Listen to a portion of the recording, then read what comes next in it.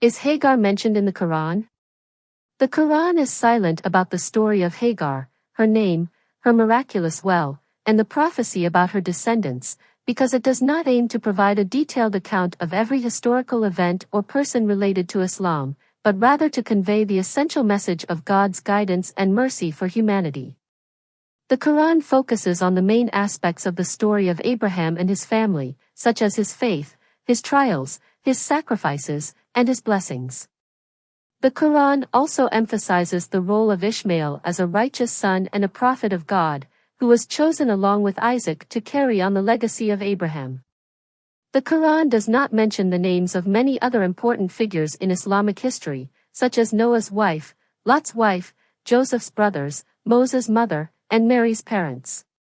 This does not mean that they are insignificant or irrelevant, but rather that the Quran has a different purpose and style than other sources of information.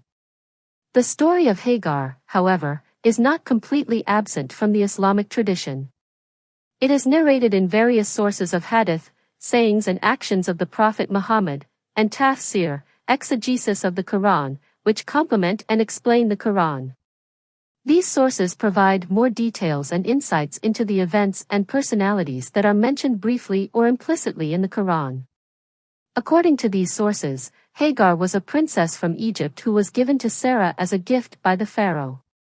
Sarah then gave her to Abraham as a concubine or a second wife, hoping that he would have a child through her. Hagar bore Ishmael, but Sarah became jealous and asked Abraham to send them away. Abraham obeyed God's command and took Hagar and Ishmael to Mecca, where he left them with some water and dates.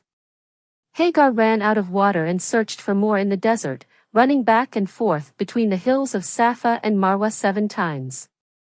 She prayed to God for help, and God answered her prayer by causing a spring of water to gush forth from where Ishmael was kicking his feet. This spring is known as Zamzam, and it is still flowing today.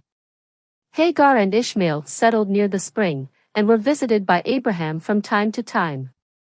God also promised to make Ishmael a great nation, and to bless him with prophethood and wisdom. The story of Hagar is thus an important part of Islamic history and faith. It shows the trust and patience of Hagar in God's plan, the love and care of Abraham for his family, and the grace and favor of God for his servants. It also establishes the connection between Ishmael and Mecca, which is considered the sacred city of Islam. The rituals of Hajj, pilgrimage, include walking or running between Safa and Marwa in commemoration of Hagar's struggle, and drinking from Zamzam in gratitude for God's bounty. The story of Hagar is also a source of inspiration and empowerment for Muslim women, who see in her an example of strength, dignity, devotion, and motherhood.